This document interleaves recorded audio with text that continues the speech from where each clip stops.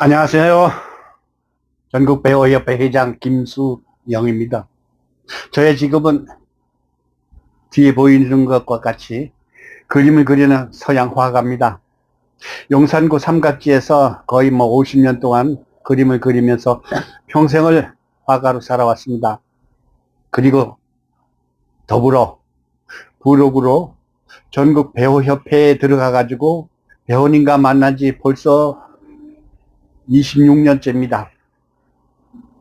오늘 11월 초 배우님이 가신 지 53주기가 되기 때문에 배우님에 관한 이야기를 여러분과 함께 3회에 걸쳐서 이야기를 나눠드리겠습니다.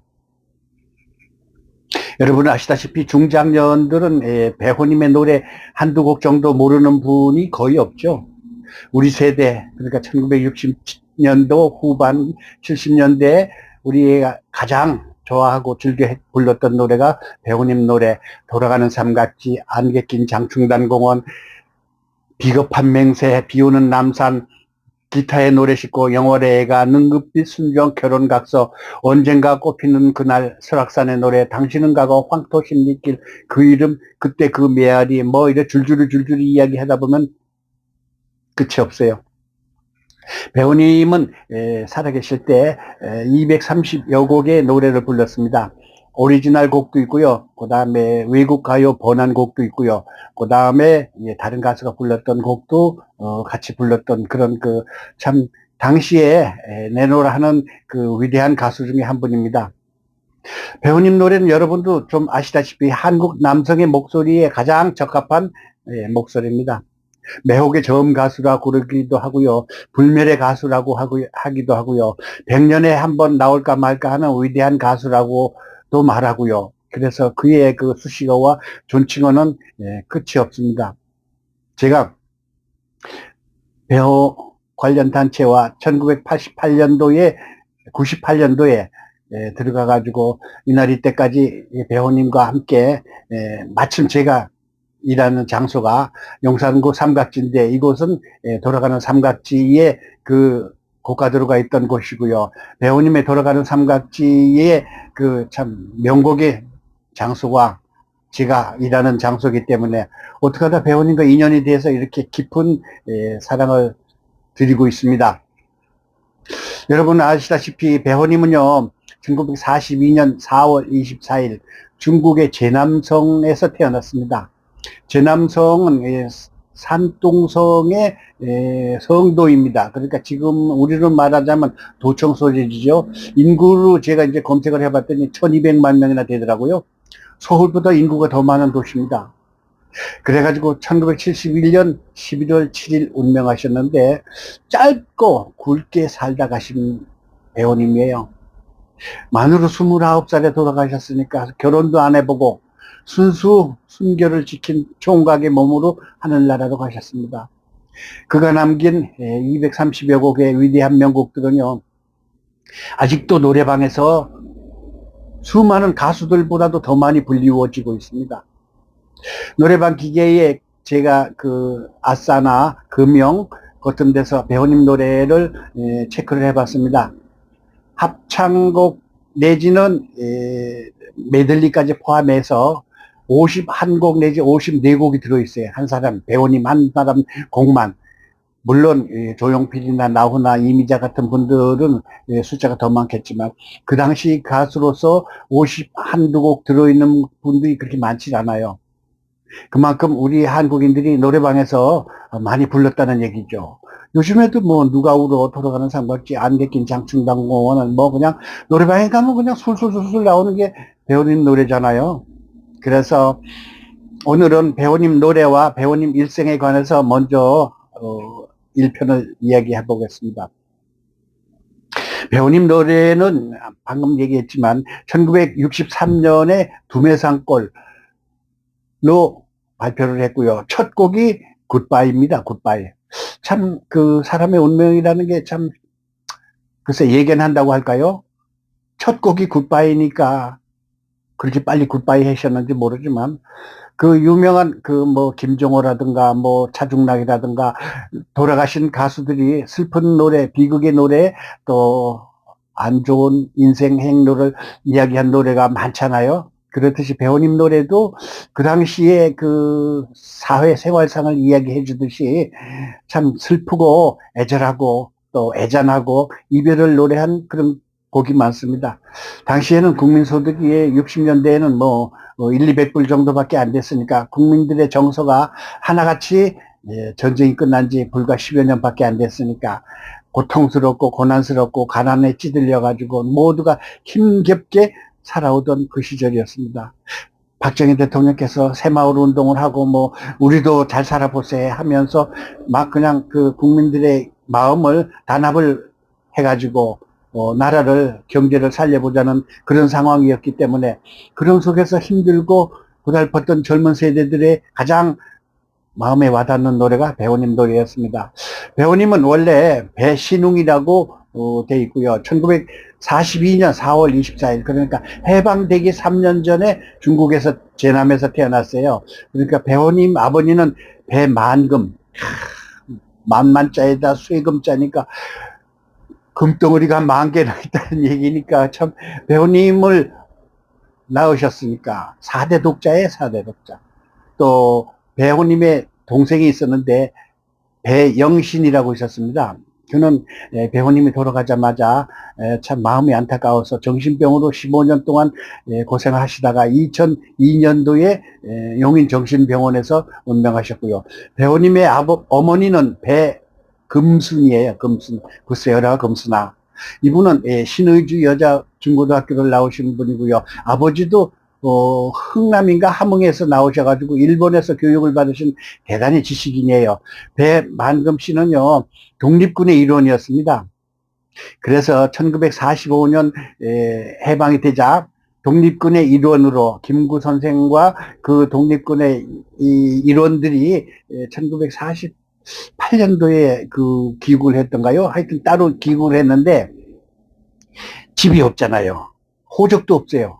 그래서 호적 신고를 새로 했고 또 집도 창신동에 있는 그러니까 조선시대 때 그 내관들이 살던 아니면 시녀들이 살던 그 궁궐 땅에 있었습니다. 창신동에. 그러니까 국가 땅이겠죠. 거기에서 독립군들이 기거를 할 수 있게끔 나라에서 이승만 대통령이 자리를 잡도록 배려를 해줬기 때문에 거기에서 살았습니다. 배우님에 관한 책이 몇 개 나오는데 안녕이라는 글이 있는 책이 있고요. 또 배우님의 또 다른 책도 있는데 김신영 씨인가 그분이 쓴 책이고요. 또 안녕이라는 곳에 제가 책을 쫙 읽어보니까 뭐 배우님이 어렸을 때 창신동에서 10몇 살까지 살았거든요. 창신국민학교를 나오고요.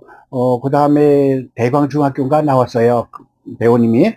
그런데 배우님이 창신동에 살았을 때는 거기에 그 소나 돼지, 말을 잡는 그 정육점에서 왜 살아있는 걸 지금은 마장동이나 저기 독산동에 그 저 생선 아니 그 고기를 파는 그런 시장이 있지만 옛날에 창신동에 그 고기를 소를 잡는 돼지를 잡는 그런 도살장이 있었답니다.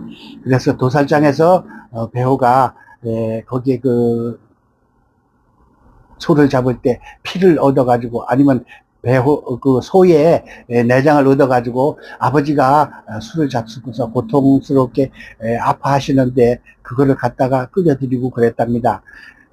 젊어서 어렸을 때부터 효자죠. 한마디로 말해서. 그래서 아버님이 일찍 돌아가시고 부산으로 이제 피난 가가지고 부산에서 그 엄마의 이종 언니가 그 모자원을 운영을 했습니다. 모자원. 그러니까 모자원이 뭔가 하면 엄마하고 아들하고 남편이 없는 그런 그 가족을 위해서 임시로 거처하고 있는 그 모자원을 운영했는데 거기에서 배우님이 또 잠시 기거를 했답니다. 엄마하고 또 여동생 배영신이 하고 그래가지고 거기서 살다가 또 다시 서울로 올라와가지고 또 배우님의 그 가정은 외가댁이 전부 다 음악적인 참 그 피를 받은 참 대단한 음악 가족이에요. 김광빈 씨나 김광민 씨 또 김광섭 씨 모두가 다 배우님의 그 외삼촌들인데 KBS 악단장을 다 하셨던 위대한 참 지휘자였습니다.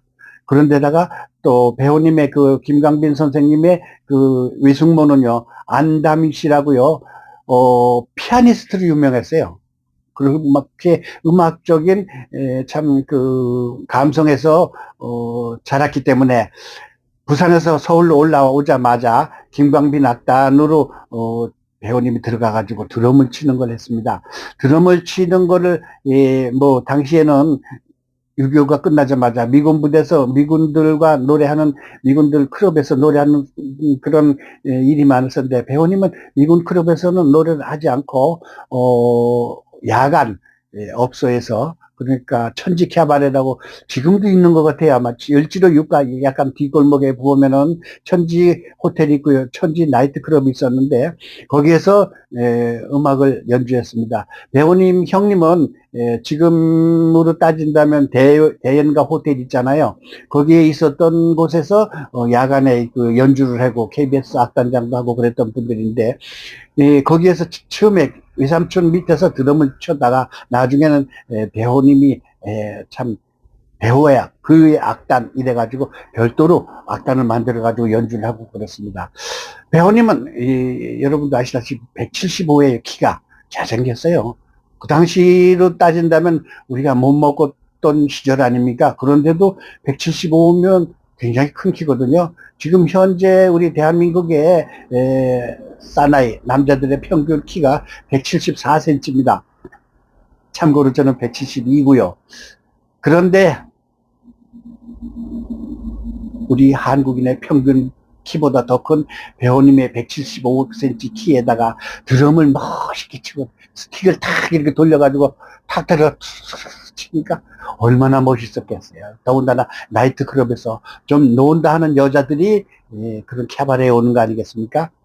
그 드러머를 보고서 그냥 환장들어가지고 어느 날은 납치해가지고 가가지고 배우님에 대해서 그냥 맛있는 술을 대접을 하고 어떻게 하든 손 한번 잡아보려고 아줌마들이 부유층 부여자들이 배우님을 마음속으로 그렇게 사랑했답니다. 그런데 김광빈 선생님의 처음 지도로 두메상골을 취입하고 또 아까 얘기한 첫 곡 굿바이 굿바이 굿바이 그 노래를 취입하면서 곧바로 몸이 아팠습니다. 처음에 그 엄마는 그 배우가 아픈 원인을 돼지고기를 먹고 체해가지고 그게 참 원인이 된 게 아닌가 그러는데 나중에 이제 파악을 해봤더니 병원에서 뭐 한약도 먹고 뭐 그냥 어려운 치료를 많이 했습니다. 인사동에 있는 문화의 뭐 의원인가 그런 의원에서 오래도록 있다가요. 나중에는 참 충남 온양 온천 부근 또 충남에 그 유명한 산 있잖아요. 거기에서 세상 다 물리치고 배우님이 알았던 것은 신장염이에요. 신장염이 1970년대 초 그러니까 60년대 후반에 불과 6년밖에 그 가수 활동을 못 했거든요. 근데 그 6년 동안 거의 뭐 아프다시피 했어요. 노래를 부를 때 돌아가는 삼각지를 2번 그 녹음을 하셨거든요. 1966년도에 녹음하는 거하고 1968년도에 두 번째 녹음한 거하고 목소리가 달라요. 두 번째 녹음한 거는 숨이 가빠가지고 삼각지로 달래 이렇게 나옵니다. 얼마나 힘들었으면 그랬을까요? 당시에는 저작권료가 없고 출연료도 마땅치 않아 가지고 그냥 그 한 번 노래하면은 거기서 받는 돈으로 병을 치료하는 병원비를 대고 그랬습니다. 또 당시에는 지방의 극장에 라이브 쇼 그 다음에 쓰리스타 쇼라든가, 뭐, 코스모스 쇼라든가, 뭐, 태평양 쇼라 이래가지고, 악극단, 내지는 악단이 몰려가가지고, 각 지방마다, 예, 지금처럼 뭐, 그냥 이 KTX가 있는 것도 아니고, 시외버스를 타고 지방에 가가지고, 하루씩 이틀씩 이렇게 공연하고, 또 여관에서 자고 그러는데, 노래를 하고 나서 여관에서 잘 때, 예, 기침을 하고 그러면 피를 토하고 그랬답니다. 나중에는 무대에서도 노래를 했는데, 노래를 안 할 수가 없는 게, 제가 그 배우님의 일대기를 지금 세 번째 지금 이야기하고 있는데요. 처음에 해놨더니 어떤 분이 댓글로 아주 돈도 좋지만 그렇게 아픈 사람을 어떻게 무대에 세웁니까? 라는 참 안타까운 말을 했는데 그분이 이해를 못해서 그래요. 쌓아놓은 돈은 없고요. 또 병원비는 내야 되는데 누가 보태줄 수가 없잖아요. 지금처럼 저작권료가 쏟아지는 것도 아니고 지금은 저작권료가 뭐 그냥 라디오 방송에서 나오는 거 내지는 뭐 심지어 노래방에서 하는 것까지 저작권료를 챙겨가지고 작가나 그 가수한테 돈을 주잖아요. 근데 그 당시엔 그런 게 전혀 없었어요. 가수가 일단 나가서 노래해가지고 일당으로 그 뭐 하루에 몇천 원 받아가지고 쌀 사고 연탄 사고 약 사고 병원비 내고 그랬다니까 얼마나 힘겨운 삶을 살았겠습니까? 더군다나 이 라이브 공연이 당시에는 유행했는데 추석 특집 뭐 코스모스 쇼 이래가지고 뭐 남진 이 배호 이미자 뭐 최희준 문주란 이런 그 60년대 후반 70년대 초 가수들이 이 메인으로 다 가가지고 공연을 하게 되면은 그 많은 관객들이 몰려와가지고 그걸 관람하면서 입장료를 냈는데 저도요 70년 초에 딱 한 번 배우님을 봤습니다. 어디서 봤는가 하면은 동양극장이라고 있거든요. 지금 서대문 로타리에서 신문로 쪽으로 가다 보면은 거기에 못 미쳐서 오른쪽에 농협중앙회라고 있습니다. 거기서 조금 더 올라가다 보면은 그 지금 경향신문 있는 자리 있잖아요. 거기 좀 못 가서 오른쪽에 동양극장이라고 썼는데 이 극장은 아주 오래된 극장이에요. 일제시대 때 국극단이 여성 국극단 같은 국극단이 공연을 많이 했던 참 유서 깊은 극장인데 거기에서 제가 추석 특집 쇼를 한번 보러 갔는데 배우님이 나온다 그래서 갔거든요. 근데 사람이 너무 많아.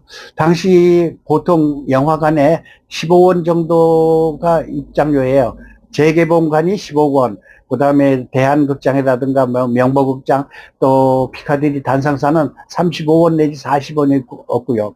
근데 이제 쇼라고 그래가지고 30원이 입장료가 되는데 없는 돈에 교복을 빵집에다 벗어놓고 책가방 맡겨놓고 머리도 짧은 상태에서 뭐 모자를 그냥 빵떡 모자를 하나 쓰고 당시에는 극장에 출입을 못하게 돼 있었습니다. 그래가지고 몰래 배우가 나온다는데 들어갔더니 동양극장에 그냥 입구까지 꽉 들어찼어. 당시 임검석이라고 있었거든요. 그게 뭔가 하면 경찰관이나 학교 선생님이 그 임검석에 앉아가지고 미성년자들을 애들은 나가라, 애들은 나가라 이래가지고 다 내쫓던 그런 시절이에요. 저는 그래도 좀 어른스러워가지고 옷을, 사복을 미리 준비해가지고 들어가는데 배우님이 나오기를 기대하고 있는데 사람들이 너무너무 몰려와가지고 야, 그때 손님 대접을 극장에 관중 대접을 우습게 하는데 어떻게 하면은요 대나무가 있었어요. 그 참 관중들을 참 몰매를 때리려고 긴 한 3m 내지 4m짜리 대나무 막대기를 가지고 이렇게 휘저어요. 왜? 앉으라고.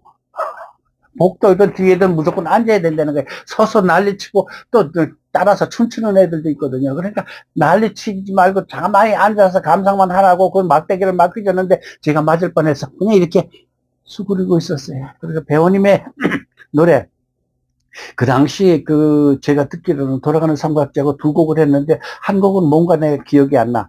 하도 극장 기도 보는 사람들이 반깡패들이거든요. 그 사람들이 난리 부르스를 쳐가지고 제가 기억도 안 나는데 그냥 땀 냄새 그 새우젓 냄새가 나잖아요. 땀이 얼마나 사람들이 많은가. 그냥 땀이 많고 그러는데 신발이 벗어져가지고 잊어먹을 뻔했어. 바닥에서 신발 찾는데 아주 애먹었어. 그렇게 해서 배우님을 처음 뵙고 그 다음에 동화방송에서 그 생방송으로다가 주말에 하는 그 토크쇼가 있었어요. 전영우 아나운서가 하는 건데, 일요일 밤에 하는 건데, 그 유명한 토크쇼 프로그램이 있는데, 제목은 생각이 나요. 전영우 아나운서가 하는 거고요. 또, 그 유명한 동국대 교수 누구가 있는데, 그 사람도 또 기억이 안 나고, 그 사람과 그 방송, 그러니까 방송을 녹화한다고 해가지고 종로 예식장에서 한다고 그러길래 제가 갔습니다. 그것도 가방 맡겨놓고. 갔는데 사람이 워낙 많아서 미리 표를 받았어야 되는데 저는 받지 못해가지고 종로 예식장이 어디 있는가 하면은요, 지금 저기 조계사라고 절 있잖아요. 조계사 건너편에 인사동과 조계사와 사이에 종로 예식장이 있었습니다. 거기에서 그 녹화를 한다는데 그걸 못 봐가지고 내가 바깥에서만 달달달달 떨고 그냥 돌아왔던 기억이 납니다. 그래서 배우님은 참 위대한 가수였기 때문에 배우님 나온다 하면 사람들이 구름같이 몰렸어요. 배우님이 마지막 공연을 한 것은 제가 알기로 경기도 문산에서 추석맞이 특별 쇼를 했는데 하루에 2번인가 3번을 그 공연을 하거든요. 오전에는 아니라 오후 1시인가 2시에 한 번 하고요. 4시에 한 번 하고 저녁 8시에 하고 이렇게 3번 했는데 오후 2시에 한 번 공연하고 나서 무대에서 쓰러졌어요. 그래가지고 그 사회자가 없고 나와가지고 택시를 타고 서울로 가가지고 서울에서 치료를 했는데 관중들이 막 왜 배우 안 나오느냐고 막 그냥 사람들이 아우성을 치니까 그 사회자가 배우님이 아파서 병원에 갔습니다. 대신 제가 배우님 노래를 부르진 못하지만 가사를 들려드리겠습니까? 하고 돌아가는 삼각지하고 안개 낀 장충당 공원의 가사를 일렸던 그런 그 일화가 있습니다. 그래가지고 배우님이 돌아가신 거는요, 1971년 11월 7일이에요. 그래서 지금이 11월 달이니까 배우님 53주기 기념일이 되는 해입니다. 이렇게 해서 배우님의 53주기 특집 배우님은 누구인가를 대해서 말씀을 드렸습니다. 이상 오늘 이야기는 여기서 마치겠습니다. 감사합니다. 구독, 좋아요 부탁드리겠습니다.